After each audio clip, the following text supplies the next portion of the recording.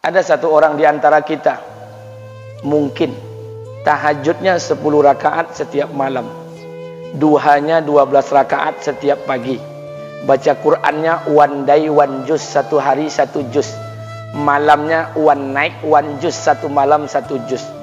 Satu keluarga di antara kita nih puasanya luar biasa Senin Kamis.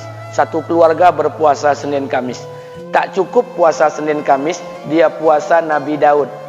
Sehari puasa, sehari tidak, sehari puasa, sehari tidak. Tak cukup dia puasa Nabi Daud, dia puasa-puasa sunnah lainnya. Istrinya nutup aurat dengan sempurna, pakai nikob, pakai cadar, pakai purda, pakai manset, pakai kos kaki. Suaminya 5 waktu ke masjid tak tertinggal takbiratul ula. Anak-anaknya di pondok pesantren hafiz dan hafizah. Tiap pagi berinfak, tak pernah menggunjing orang. Quran terjaga, aurat terjaga, tahajud terjaga, 5 waktu terjaga, duha terjaga, Quran terjaga, puasa terjaga. Sempurna satu keluarga nih amalnya. Tapi sudah 8 tahun dia tak tengok ayah ibunya. Sudah bertahun-tahun dia tak nyapa kedua orang tuanya.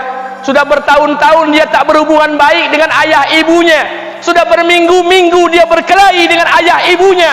Sudah berhari-hari dia bermusuhan dengan kedua orang tuanya. Maka anak seperti ini, seluruh amal yang mereka kerjakan tertolak di sisi Allah Subhanahu wa taala, tidak akan diterima Allah.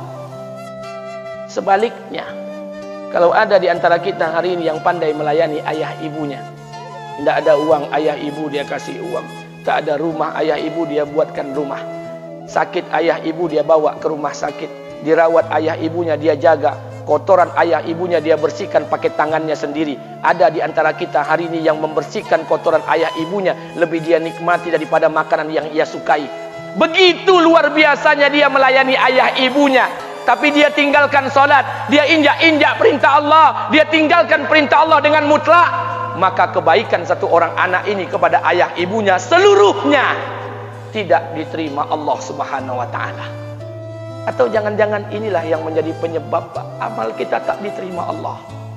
Atau jangan-jangan inilah yang menjadi penyebab amal kita tertolak di sisi Allah. Kita solat juga, kita sujud juga, kita puasa juga, kita ngaji juga, kita dengarkan ceramah juga. Maka oleh karena itu Pak, Bu, ayah kita tuh tinggal di kampung, ayah ibu tinggal di kampung sana. Terkadang ayah ibu kita tak sekolah, SD, SMP, SMA tak tamat. Dia sekolahkan kita SD, SMP, SMA, S1, S2, S3 dengan harapan hidup kita lebih baik daripada keadaan dia sekarang. Tapi apa yang membuat kita jarang untuk menjenguk mereka? Saya ingin sampaikan buat kita bersama. Ayah ibu kita tak tahu kita ni eselon 1, eselon 2, Pak. Ayah ibu kita tak tahu pangkat PNS kita 3A, 3B, 3C, 3D, 4A, 4B, 4C, 4D. Ayah ibu kita tak tahu kita ni public figure. Ayah ibu kita tak tahu dan tak mau tahu. Yang dia tahu kita ni anaknya. Ayah ibu kita tak tahu kita punya sawit berapa. Ayah ibu kita tak butuh mobil kita. Dia tak butuh rumah kita. Tapi yang dia butuhkan kita. Apa yang membuat kita jarang untuk menjenguk mereka? Tahun 2016 di Masjid Damai Langgeng, saya diundang ceramah di sana. Habis pulang ceramah, saya baca WA SMS. Ada seorang ustadz Pekanbaru kirimkan WA dengan saya. Saya baca 2 kali, air mata saya menetes. Kenapa? Karena WA itu berisi cerita satu orang ibu sedang menelpon anaknya. Ibunya nelpon anaknya. Assalamualaikum nak. Waalaikumsalam, kata anaknya. Kata ibunya, nak, sudah 1 bulan kau tak tengok ibu. Apa yang membuat engkau berhalangan, nak? Apakah kau sibuk dengan pekerjaanmu? Minggu yang kedua ibunya telpon lagi.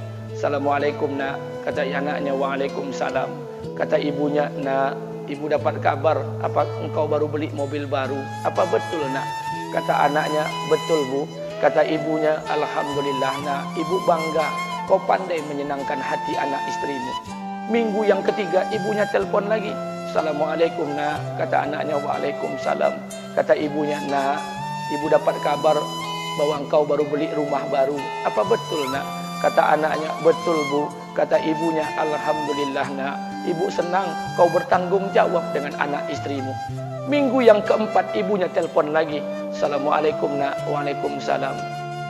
Kata ibunya, nak, tadi ibu pergi ke pasar, ibu jumpa temanmu di pasar. Kata temanmu di pasar, temanmu banyak bercerita tentang kamu. Kata temanmu tadi, kamu baru beli anak anjing seharga 40 juta dari negeri Belanda. Apa betul nak? Kata anaknya, betul. Kata ibunya, nak, dengarkan pesan ibu untuk terakhir kalinya. Apa pesan ibunya?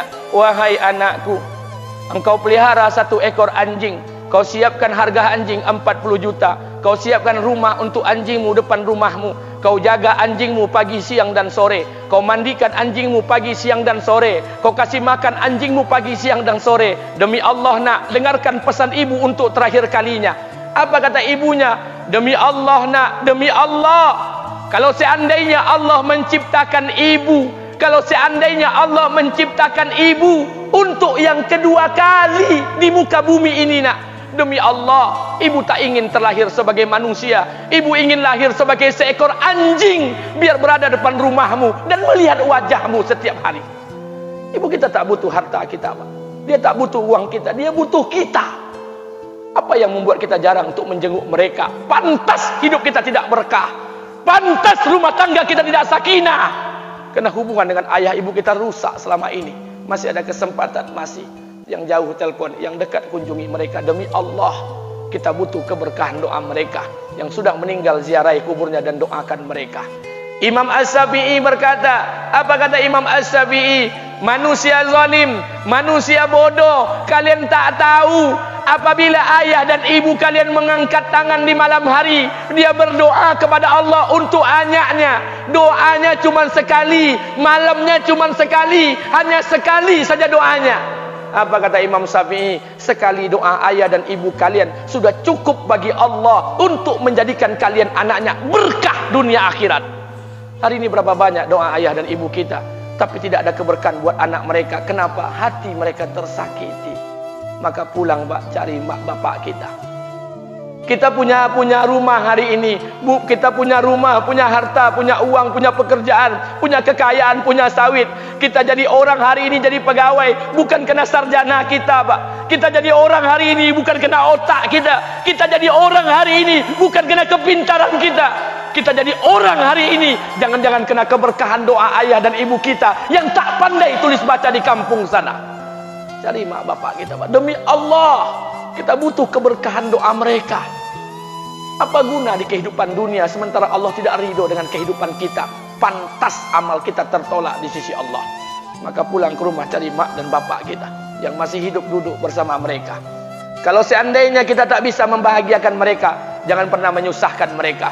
Kalau seandainya kita tak bisa membuat mereka tertawa, jangan pernah membuat mereka menangis. Demi Allah, kita hanya punya 1 ayah kandung, kita hanya punya 1 ibu kandung. Tidak akan ada ayah kandung yang kedua, tidak akan ada ibu kandung yang kedua. Harta kita cuma 1, ayah kita cuma 1, ibu kita cuma 1. Tidak akan ada ayah kandung yang kedua, tidak akan ada ibu kandung yang kedua. Pangkat jabatan bisa dicari, harta bisa diraih, kesempatan membahagiakan ayah dan ibu kita hanya sekali di kehidupan dunia ini, Pak. Pulanglah. Ketika mereka memanggil, tinggalkan istri, tinggalkan pekerjaan, tinggalkan semua proyek kita. Demi Allah, datangi mereka. Kata Nabi, sesaat kalian duduk bersama ayah dan ibu kalian akan mendatangkan keberkahan. Kenapa kalian tidak duduk bersama mereka? Jangan-jangan inilah yang menjadi penyebab amal-amal kita tertolak di sisi Allah.